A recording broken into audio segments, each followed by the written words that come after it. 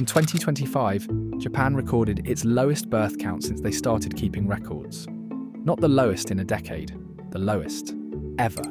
Under 700,000 babies in a country of 123 million people. A country that, just 16 years ago, had 128 million. The government has thrown $25 billion a year at this.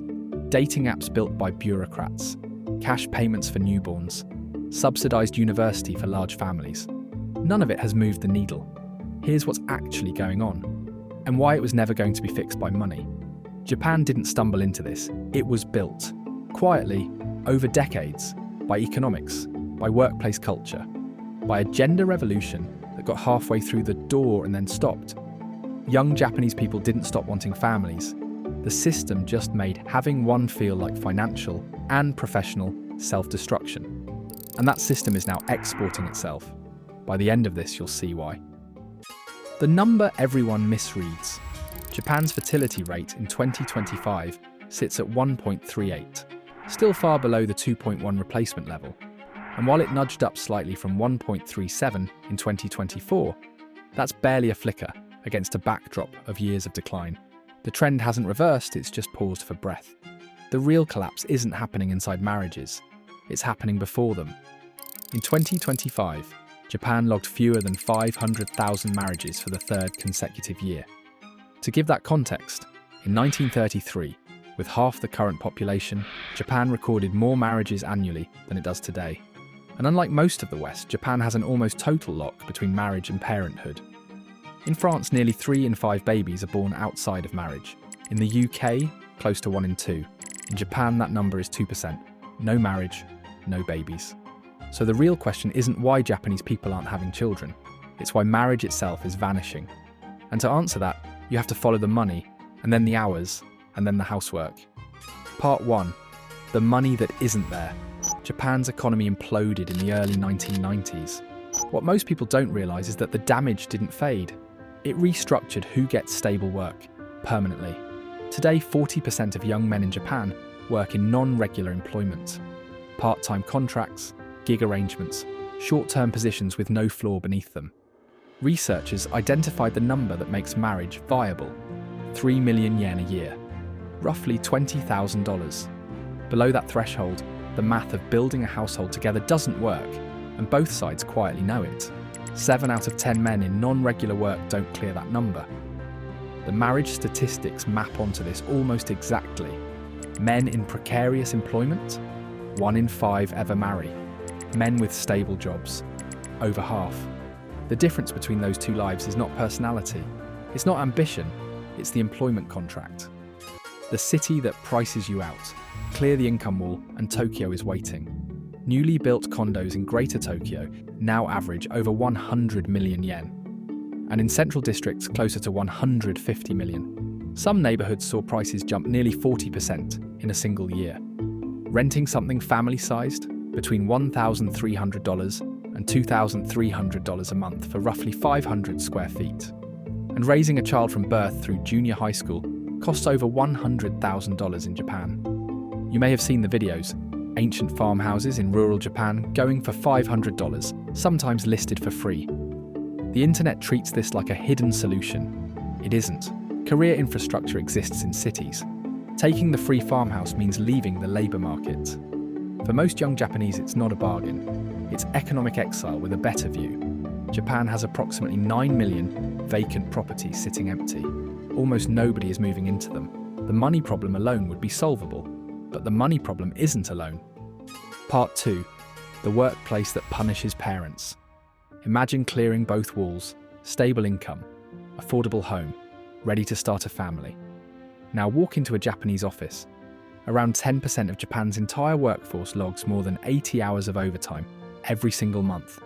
2 full extra work weeks every month stacked on top of a standard schedule. More than half of all workers describe significant job-related stress.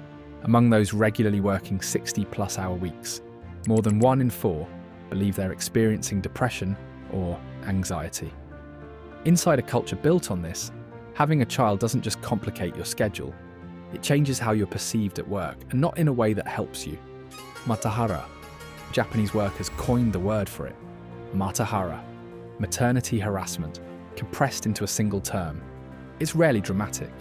No firing, no explicit discrimination. Instead, it's a slow withdrawal of belonging.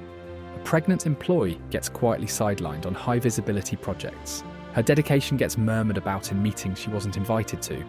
She starts apologising for doctor's appointments, for leaving on schedule, for the fact of her pregnancy. That's the environment. Parenthood treated as a professional liability. The father who is never home. Men don't escape it either. Fewer than 1 in 3 Japanese fathers make it home before their children are in bed on a typical weeknight. Japan introduced paternity leave legislation that looks meaningful on paper. In 2024, roughly 2 in 5 men actually used it. The culture reads leave taking as a signal of low commitment.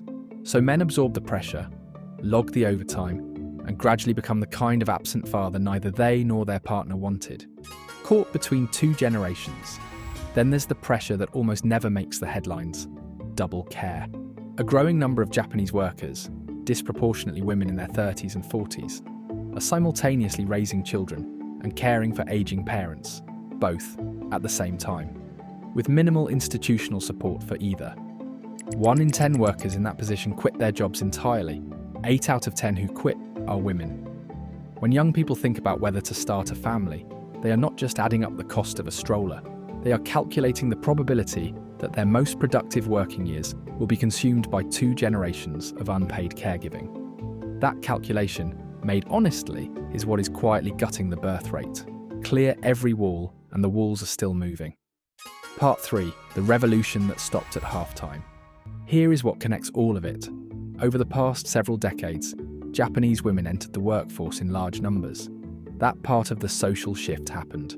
But the second half, men taking on a proportional share of domestic life, workplaces evolving to accommodate parenthood, the state building genuine support infrastructure, largely didn't follow.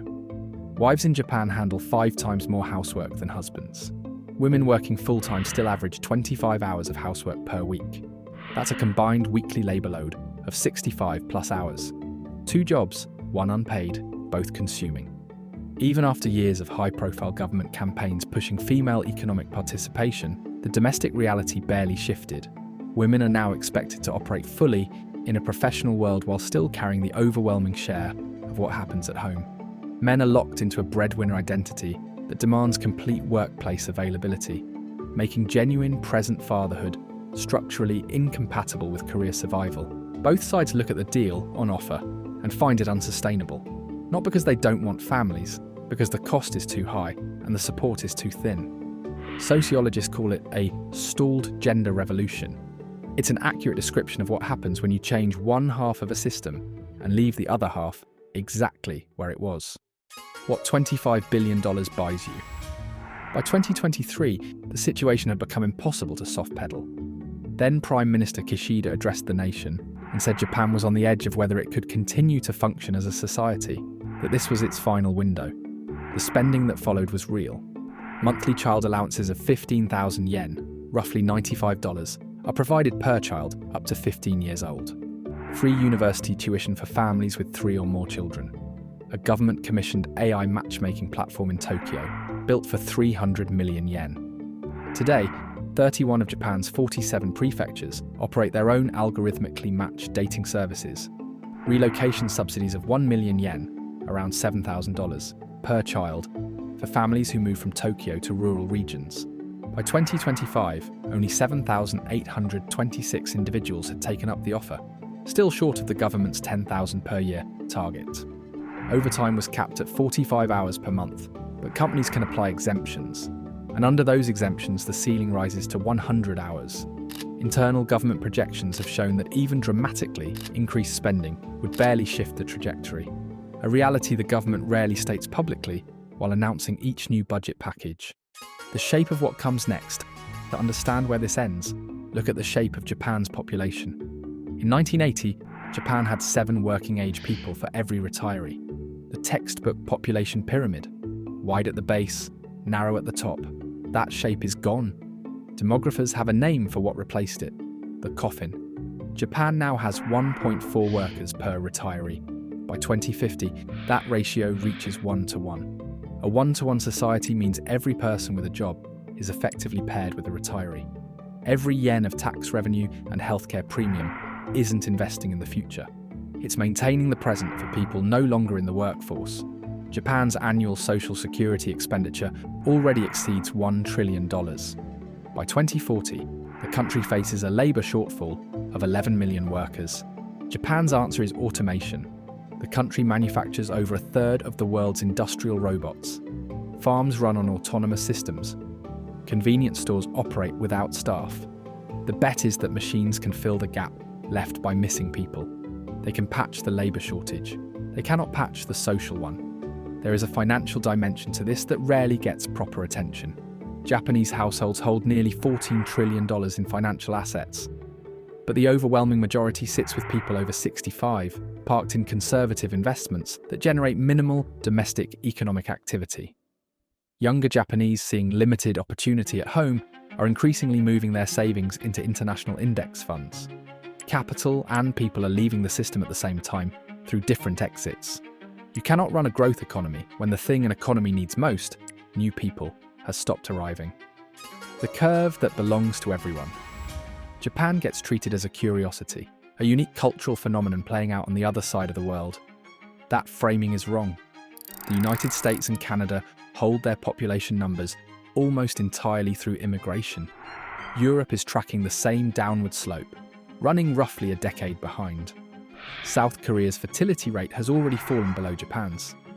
The pressures steering young people away from family formation, economic instability, unaffordable housing, punishing work cultures, uneven domestic labour, are not Japanese. They are features of modern developed economies everywhere. The entire architecture of contemporary economies assumes perpetual growth. More consumers, more workers, more taxpayers next year than last. Japan is the first major economy confronting what happens when that assumption fails. The answer so far is not encouraging. The young people in Japan opting out are not broken. They are not apathetic.